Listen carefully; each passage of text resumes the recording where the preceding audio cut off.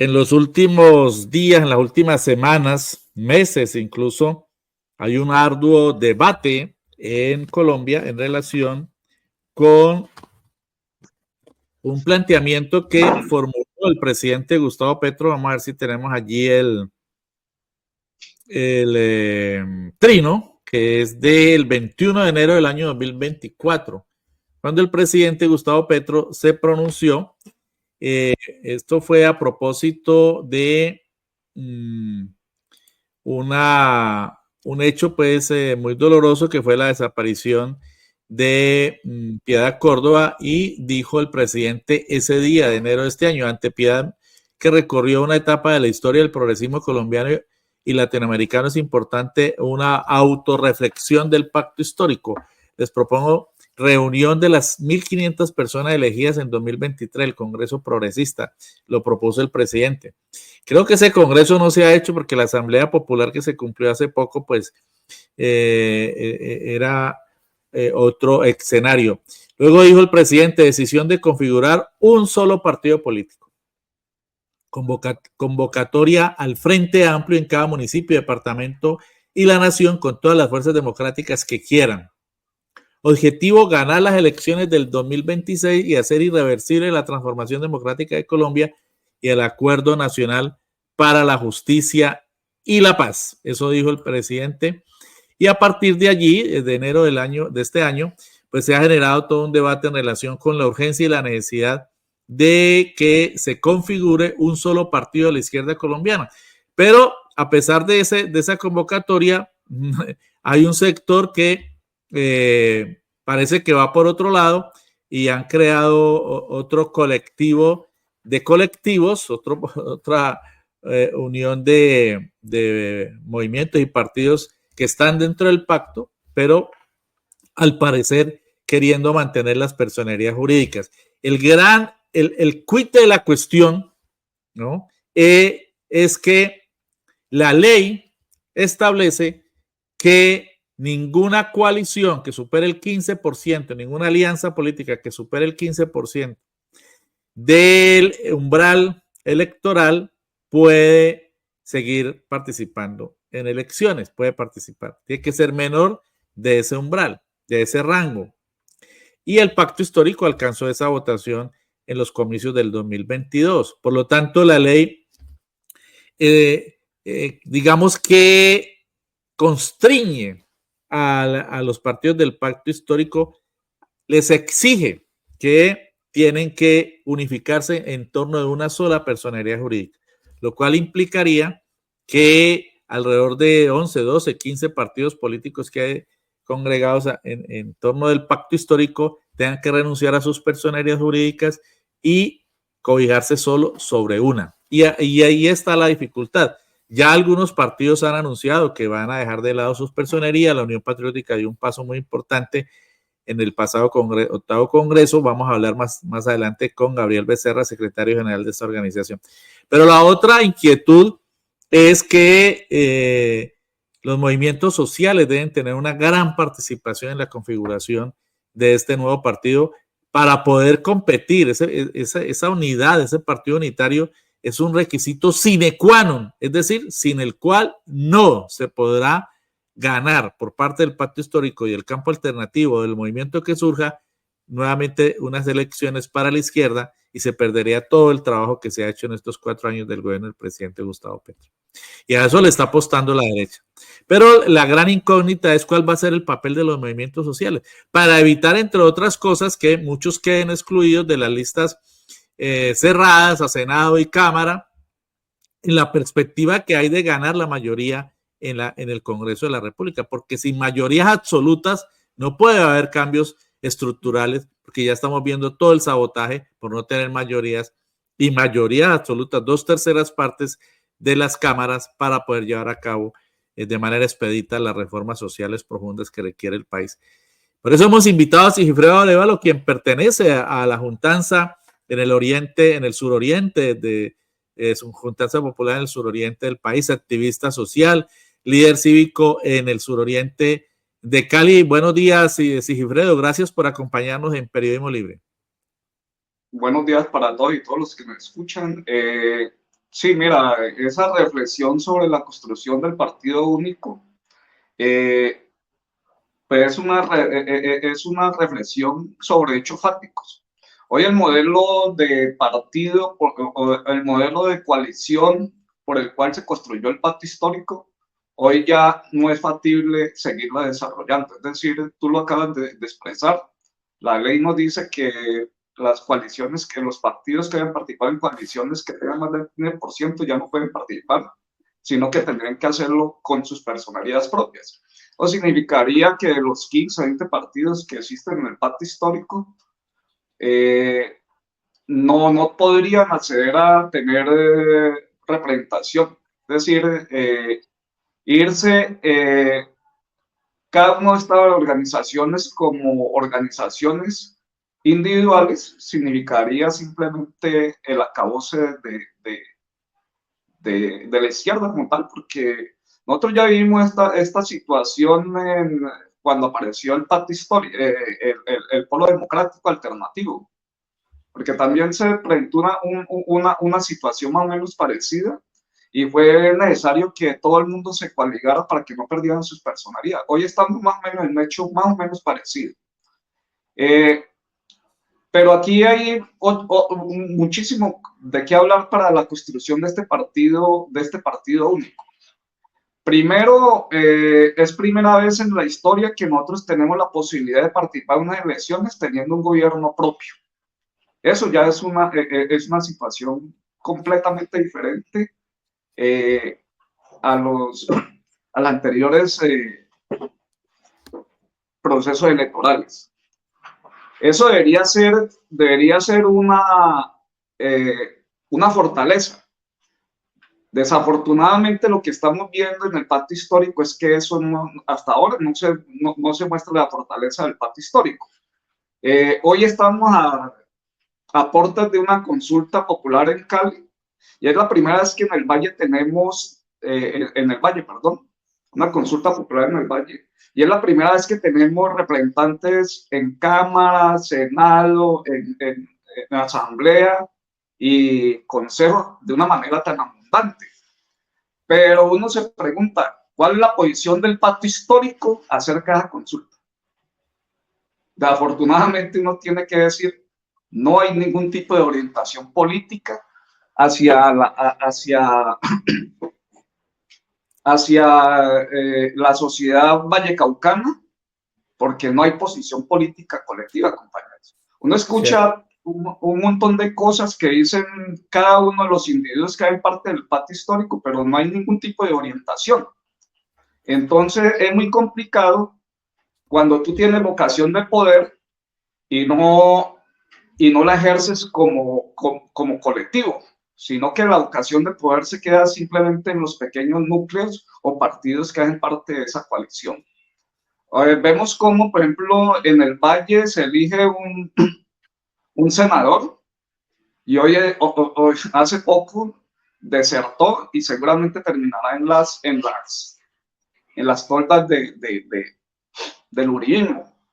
Lo mismo pasa a nivel de las listas de consejo. Y tú ves la disputa que tiene el Polo y la Colombia Humana por una curul del consejo.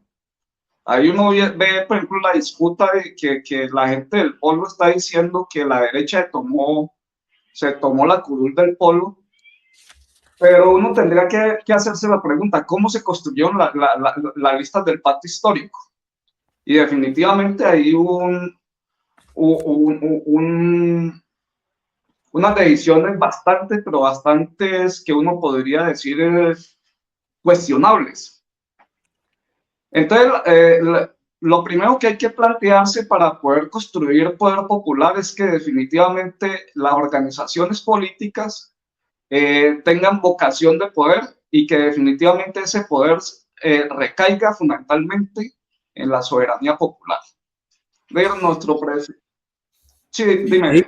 Pero la posición, la participación y la incidencia de las organizaciones sociales, ¿cuál debe ser desde su punto de vista? Porque una cosa son las estructuras políticas que de todas maneras tienen incidencia en una, en dos, en 10, en 1000 organizaciones sociales, pero ellas son autónomas, ellas tienen sus propias dinámicas y muchas de ellas están por fuera de las decisiones que toman las estructuras políticas. Lo vimos en toda la discusión del año 2023 hacia las elecciones regionales, que entre otras cosas, esa división, esa diáspora, esa dispersión en el campo alternativo, en la capital de la resistencia, dio como resultado que en la capital de la resistencia el elegido fuera un alcalde de la derecha y que no se obtuvieran todos los concejales que se debieron lograr y todos los diputados que se debieron lograr. ¿Por qué? Por la división. Entonces, mi pregunta y mi preocupación, y creo que también la de ustedes y la de muchos, es ¿cuál va a ser la incidencia de las organizaciones sociales ahora en esta discusión del partido unitario? Sí, mira, yo pienso que ese cuento de la construcción del poder popular y de la construcción de la soberanía popular tiene que pasar realmente por hechos concretos y reales. Es decir, no puede ser un discurso que las organizaciones políticas simplemente esgriman cada 4 años, sino que debe ser tiene que ser una práctica cotidiana. Los movimientos sociales no son simplemente instrumentos para recoger votos. Los instrumentos sociales, los movimientos sociales, las organizaciones populares, tienen que tener posibilidades de participación real y efectiva en los procesos electorales. Nosotros pienso que tenemos que aprender mucho de lo que han sido los procesos en México y en Bolivia, de donde las organizaciones sociales tienen participación activa. Pienso que lo primero que hay que hacer es que hay que construir unas reglas de juego claras en términos de la construcción de ese partido. Si no hay reglas claras, por ahí hay un dicho popular que dice aguas turbias, ganancia de pescadores. Pienso que los pescadores en este momento son los movimientos políticos, las organizaciones políticas que rehuyeron la consulta popular en el Valle del Cauca, planteándose una serie de argumentos que realmente no tenían nada que ver con la realidad. Fue imposible construir una lista de unitarias porque las organizaciones políticas todas se planteaban que ellas debería construirse una lista unitaria, pero siempre y cuando fuera una lista cerrada y en los cuales ellos, todos sin excepción, deberían ser la cabeza de esa lista unitaria, es decir, una unidad en torno a mi planteamiento, en torno a mi organización política. Lo más democrático sería hacer las consultas populares. La única posibilidad real de que haya participación de las organizaciones sociales y de la sociedad colombiana en su conjunto es la construcción de unas reglas claras en el partido y que esas pasen fundamentalmente por una democracia real y que tengan en cuenta la autonomía territorial.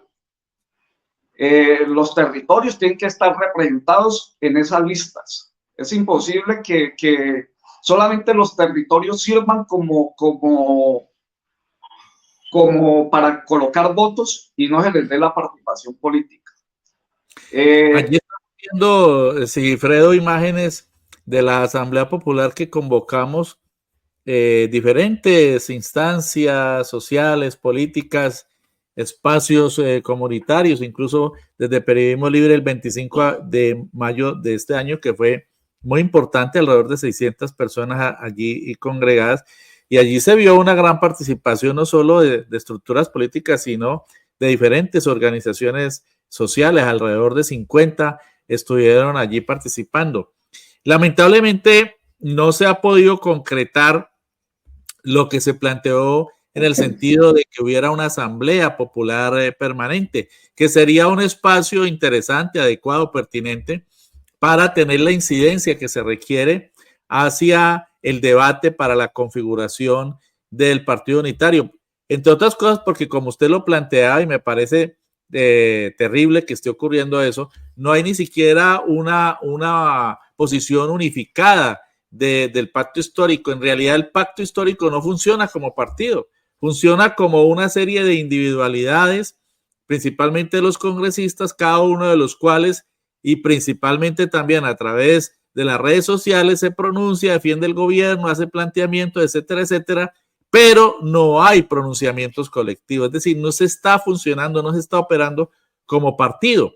Y además usted trae a colación también el paradigma del partido Morena, el Movimiento de Regeneración Nacional en México, Morena, que para mí en este momento es un paradigma para la izquierda colombiana, por todo lo que han logrado, por la forma como se han organizado, pero también porque funciona como un partido político, un partido de movimientos en el que las organizaciones sociales también tienen mucha incidencia. Y mire lo que está ocurriendo en México. La última elección presidencial que eligió a Claudia Sheinbaum para que continúe la obra de Andrés Manuel López Obrador obtuvo 36 millones de votos, y la segunda, que es una señora Xochitl Gálvez, que unificó a toda la derecha, el PRI, el PAN y el PRD, solo obtuvo 16 millones de votos. Es decir, Morena con sus aliados, el PT y el Partido Verde, le sacaron 20 millones de votos al segundo. Y eso es producto también de esa organización y ese movimiento, y obtuvieron las 2/3 partes en Cámara y Senado, y por eso están haciendo las reformas sociales que están haciendo. De modo que allí está el paradigma. ¿Qué se puede hacer, Sigifredo? Sí, mira, Gustavo Petro ha llamado a la organización. Creo que la única opción es la organización. Y la organización tiene que dar un paso más y es la participación política. Es decir, Gustavo Petro tuvo 11 millones y pico de votos, que eso ningún partido de izquierda los tiene. Es decir, Gustavo Petro, el gran logro es que le habló a la sociedad colombiana en su conjunto. Nosotros, los partidos políticos de izquierda, están muy acostumbrados a hablarle a pequeños núcleos, a núcleos muy pequeños. Y la disputa en la izquierda es fundamentalmente por esa franja que vota por la izquierda. Yo creo que de lo que trata es de salir a disputar la sociedad colombiana para este proceso de cambio que estamos viviendo en Colombia. Es decir, nosotros tenemos que hablarle de frente a la sociedad colombiana. No podemos seguir en las peleas de grupúsculos, de que yo tengo la razón, de que es que yo soy Colombia humana, o sos Polo, yo soy no de qué. De 15 o 16 partidos pequeñitos disputándose los 700,000, 800,000 votos que ha tenido siempre la izquierda colombiana, cuando tenemos que hablarle a la sociedad colombiana. Sí, claro, obviamente. Y eso pasa también por, como lo planteaba al inicio, por hablar de una democracia real. Es decir, el movimiento social, como tú lo planteas, en esa asamblea que se hizo en el Consejo de Cali, se demostró el potencial que tiene el movimiento social para la participación política. El movimiento social no puede ser un convidado de piedra. El movimiento social tiene que tener participación real en la toma de decisiones políticas, porque es en últimas el movimiento social el que se va a ver afectado positivo o negativamente por el tipo de modelo político y de gobierno que se escoja. Es decir, el hacer política no es una vaina en el aire, eso tiene cuestiones reales, concretas. Y el concreto político se construye en el territorio y se construye con personas reales, con organizaciones sociales. La construcción de organización social es lo fundamental, y en eso está muy claro nuestro presidente. En cada intervención que hace Gustavo Petro, llama a que la sociedad se organice a través de organizaciones sociales, y fundamentalmente se potencia en el territorio. Por acá el profesor Alejandro Ulloa San Miguel de la Universidad del Valle nos pregunta, Sigifredo, esos 11 millones y medio, bueno, en realidad fueron 11.300.000 votos, esos 11.300.000 votos que tuvo Petro en el 2022, ¿han aumentado o han disminuido? Pregunta el profesor Alejandro Yoda. La pregunta porque agrega él más adelante, aquí nos manda otro diálogo, lo pregunto porque el reto es ganar adhesiones. ¿Usted qué opina? Yo creería que la popularidad y la aceptación, el nivel de aceptación en vastos sectores del país del presidente es importante. Y lo demuestran recientes encuestas que son hechas por encuestadoras de la oligarquía, ¿no? Y una de ellas mostró al presidente con una popularidad del 54% después de 2 años de mandato, lo cual es realmente inédito porque el nivel de desgaste ha sido tremendo, pero especialmente para un presidente de izquierda que ha estado sometido a todos los embates, a toda la manipulación y a todo el odio y a toda la mentira de los partidos de la derecha, de las altas cortes y de los medios de comunicación. ¿Usted qué opina, Sigifredo? Mira, uno lo que ve en la calle es que Gustavo Petro sigue manteniendo un liderazgo muy grande, cuando uno va a una marcha, uno ve que realmente el pueblo colombiano ha salido a respaldar este gobierno de una manera contundente. Pero la gran pregunta, yo no creo que esa sea la gran pregunta, es realmente qué pasa después de Petro. Sí, porque él no se va a reelegir. Claro, porque Petro indudablemente, que nos escribe. Petro sí, indudablemente sigue teniendo es como una amalgama con el pueblo colombiano que es dificilísimo que la rompan la derecha. Pero realmente el problema no está con Petro, el problema está con el pacto histórico. ¿Qué pasa con el pacto histórico? El pacto histórico como propuesta política, también, aún con todo lo que han hecho los individuos que hacen parte del pacto histórico, sigue teniendo demasiado reconocimiento a nivel popular. Es decir, cuando Petro decía en estos días que seguimos siendo el partido mayoritario, yo creo que Petro tiene la razón. El problema es que para hacer eso un concreto, se necesitan voluntades políticas y voluntades humanas. Y la pregunta que uno tiene que hacerse entonces, ¿estarán en la capacidad y la grandeza los partidos que hacen parte de esa coalición para estar acordes con esa voluntad colectiva del pueblo colombiano? Esa es la gran pregunta que hay que hacerse. Y realmente porque los tiempos se acortan. Tenemos menos de 2 años para conformar ese gran partido que sea realmente democrático y que recoja en su seno todas las expresiones del pueblo colombiano, donde tengamos reglas claras, donde la gente sepa que puede participar. Y por ahí una ministra ha venido planteando que es necesario que todos los que vayan a ser posibles candidatos de ese partido único, que la regla fundamental sea que todos pasen por elecciones populares. Que haya consultas internas. Que hayan consultas democráticas, donde todo el mundo pueda participar. Es la única posibilidad.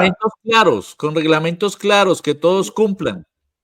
Sí, es eso. Es decir, no podemos seguir con la incoherencia de que la gente discute en las regiones, en los territorios, y en el momento de la toma de decisiones son 3 o 4 personas a través de un bolígrafo que terminan construyendo los listados.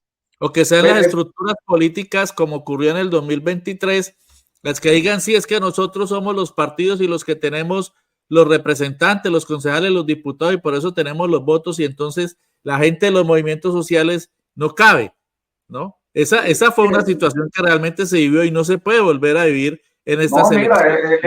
Era tan impresionante el caos que vivió el pacto histórico que en muchos municipios no llegó ni siquiera, no llegaron siquiera los avales. Pero la gente queriendo participar y el partido político que supuestamente tiene vocación de poder, cerrándole las puertas a la gente para que no participara. Centenares de municipios vivieron eso. Sí, y en Cali eran las 12 de la noche y todavía había gente que no les llegaban los avales. En Jamundí no hubo candidatos del pacto histórico. Increíble, donde ganó el presidente. ¿Verdad? Ese modelo nos llevó al triunfo, pero inmediatamente hizo aguas. En su mismo momento en que llegó el esplendor, inmediatamente hizo eclosión. Y eso no lo han entendido, desafortunadamente, eso no lo han entendido los compañeros que fueron electos por el pacto histórico, porque siguen eclosionados. Es decir, ¿dónde se ha dado eso que tú planteaste?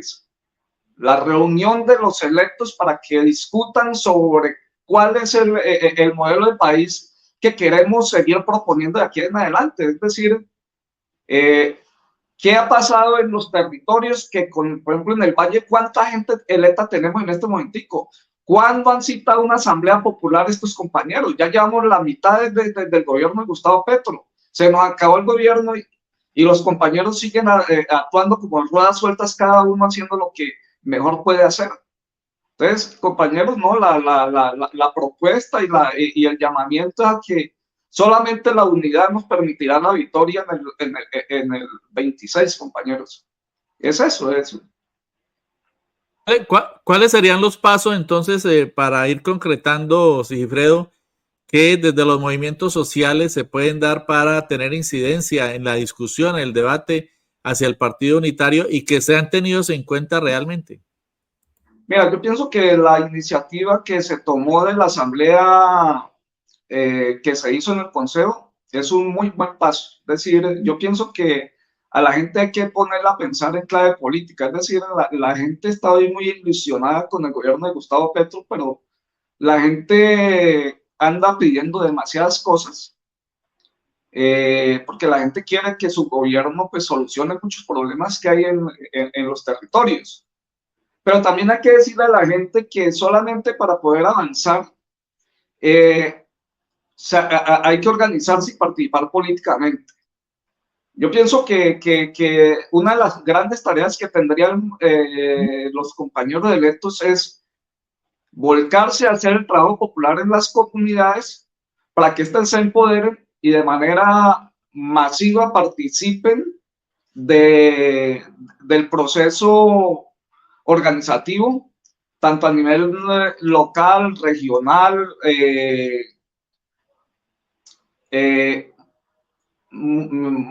departamental y nacional. Es decir, hay que organizar, hay que promover organización política y participación política fundamentalmente en todos los territorios del territorio nacional. Es la única posibilidad, es la única, porque tenemos que salir a disputarle a la gente al derechismo que como ya vemos, ya tiene hasta una candidata que ha estado durante toda su vida haciendo propaganda política desde un medio con todos los recursos que ha habido y por haber. Entonces, ese tipo de candidatos tenemos que salir a derrotarlos desde ya. Y eso se hace en el territorio. Ya la campaña electoral presidencial arrancó con mucha anticipación, no solamente por el lanzamiento de la señora de la innombrable revista de la ultraderecha santafereña, sino también porque en el campo de la misma extrema derecha del uribismo, pues se están atacando a dentelladas. Recientemente el señor Miguel Uribe Turbay, después de una multimillonaria campaña en redes, se metían en todo, ¿no? En cualquier contenido que uno buscaba en YouTube, ahí aparecía propaganda de este señor de la extrema derecha, y está enfrentado con María Fernanda Cabal y también con Paloma Valencia. Están allí en un enfrentamiento a palos. De modo que la pelea en la extrema derecha por quién tiene la candidatura, pues está al rojo vivo. Ya ahí podemos hablar de por lo menos 4 candidatas y candidatos. Miguel Uribe Turbay, María Fernanda Cabal, Paloma Valencia y la señora de la revista Innombrable. De modo que eso en el campo de la extrema derecha, seguramente el campo de la derecha que termina confluyendo con la extrema derecha, de los que se llaman centristas, etcétera, seguramente volverá a aparecer el de siempre, el señor Fajardo, y una señora por allá de París también aterrizará por acá, como hace cada 4 años, etcétera. Ya están en campaña. Y en el campo de la izquierda, pues ya también hay unas propuestas de Carolina Corcho, se vislumbran por ahí otras candidaturas, se habla de Susana Mohamed, a quien le fue muy bien en la COD 16 en Cali. El éxito de este certamen, de este evento internacional, se ve en gran medida a su gestión. De igual manera se habla de la senadora Pizarro, se habla también del ex gobernador del Magdalena, el doctor Caicedo. Es decir, hay una baraja de precandidaturas en el campo de la izquierda. ¿Es la hora de entrar en este debate, Sigifredo? ¿O habría que esperar que se decanten más las precandidaturas? No, yo pienso que es el momento de comenzar a debatir en términos de las propuestas que se van a dar al interior del pacto histórico y de un posible frente amplio. Es decir, la derecha ya empezó y empezó prácticamente desde que Petro quedó presidente. Nosotros pienso que necesitamos tener muchísimas precandidaturas, porque si tenemos una consulta popular, el pacto histórico, lo que nazca como partido único, tiene una consulta popular en la cual participen 5, 10, qué sé yo, muy buenos candidatos. Seguramente vamos a tener la posibilidad de que el pueblo colombiano nos acompañe con 5 o 10 millones de votos, que sería la cota inicial para la continuidad del gobierno, del proyecto del gobierno del cambio en el 26-30. Tú has nombrado, hay un ramillete de compañeros que son buenísimos, es decir, independiente de las preferencias que uno tenga. Por ejemplo, pues, yo estaría y pienso que hay que promover la precandidatura hacia esa consulta presidencial de la compañera Carolina Corcho, pero indudablemente hay un ramillete de compañeros muy buenos, compañeros y compañeras. Yo pienso que también hay que tomar en cuenta el ambiente de lo que ha sido Latinoamérica y fundamentalmente el proceso mexicano. Pienso que hay una consigna que hay que levantar, y qué pena hacer esta intervención tan partidista ya y tomando partido, pero el cuento, la consigna que llevó a Claudia Sheinbaum a la presidencia es tiempo de mujeres. Yo pienso que hay que promover un ramillete de compañeras que recojan ese sentir del gobierno de Gustavo Petro y ponerlas en el centro del debate. Tú planteaste al menos 3. La compañera Carolina, la compañera Pizarro, Susana Mohamed y las compañeras Susana, es decir, la senadora Pizarro y el exgobernador Caicedo. Sí, no, pero digo en términos de mujeres, es decir, en términos de mujeres tenemos compañeras muy buenas. Entonces, compas, yo pienso que es necesario comenzar a construir los comités de políticos en las comunidades, el fortalecimiento de la organización popular, porque definitivamente el concepto, la consigna de construir poder popular en el territorio no es una consigna vacía, tiene que llenarse de contenido y de gente real.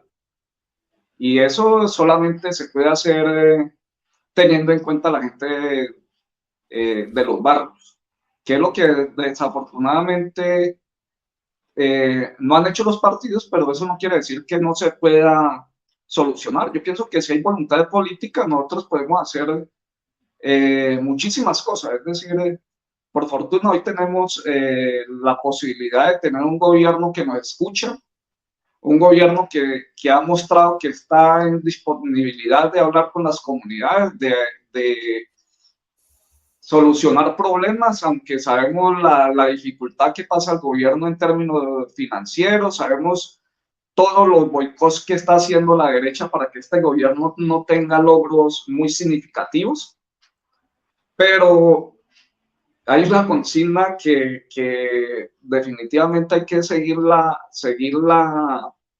promoviendo, y es que solamente el pueblo salva al pueblo. El pueblo organizado hace los cambios que se necesitan. Bueno, finalmente, Sigifredo, a propósito de la consulta para la aprobación popular del área metropolitana del suroccidente colombiano, ¿cuál es la posición suya después de analizar esto en las organizaciones sociales en las que está vinculado? Mira, yo en estos días escuchaba al compañero Cerón en un pequeño video que hizo circular, en el que él plantea que las zonas metropolitanas no son ni buenas ni malas, sino que cada una de esas son herramientas y que eso depende de qué intereses son los que se están defendiendo. Y definitivamente el gran problema de esta consulta es que la gente no sabe por qué va a votar. Y pues cuando uno ve como tanta premura en aprobar una cosa y que se bajan en la ley esta que se invoca, se decía que eran 25%, y de un momento a otro lo bajan al 5%, uno dice, ¿quién es el que está interesado? ¿Quién está detrás de esa consulta? Y definitivamente, por lo poco que uno sabe y lo que ha escuchado, y porque todos, como lo plantea el compañero Cerón, no más que opiniones, porque no hay una postura, es decir, no hay un documento oficial que diga, nosotros en esta consulta queremos esto, esto, esto y esto.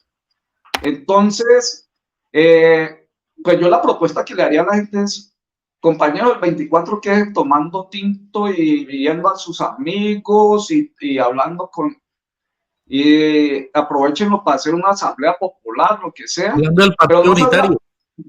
pero no salga a votar, porque es que ellos necesitan, ahora escuchando a la compañera Betty y al compañero Pablo, de que solamente necesitan 42,000 personas. De ir, si salen 42,000 personas a votar, ellos van a aprobar su embeleco.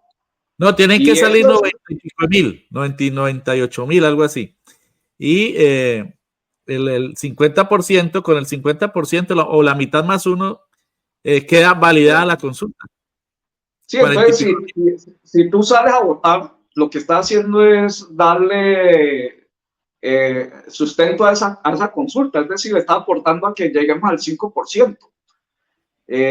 No, yo creo que lo más coherente, cuando uno no sabe si algo le va a ser para bien o para mal, pues la postura más inteligente es no participar de eso, y no conozco, no lo hago.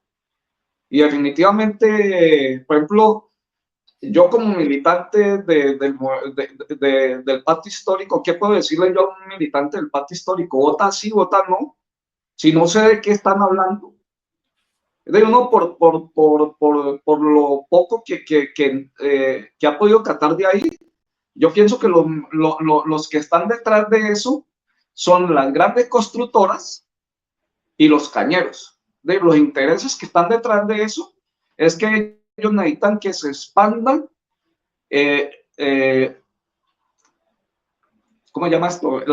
Donde se pueda construir sus proyectos urbanísticos. Sí, entonces, y pues los cañeros están hace mucho rato interesados en tener zonas francas precisamente por todo, y ahí le vamos a dar la oportunidad. Entonces yo dentro de mi ignorancia sobre el tema, yo lo que llamaría a la gente es que si tú no sabes en qué te van a meter, no te metas.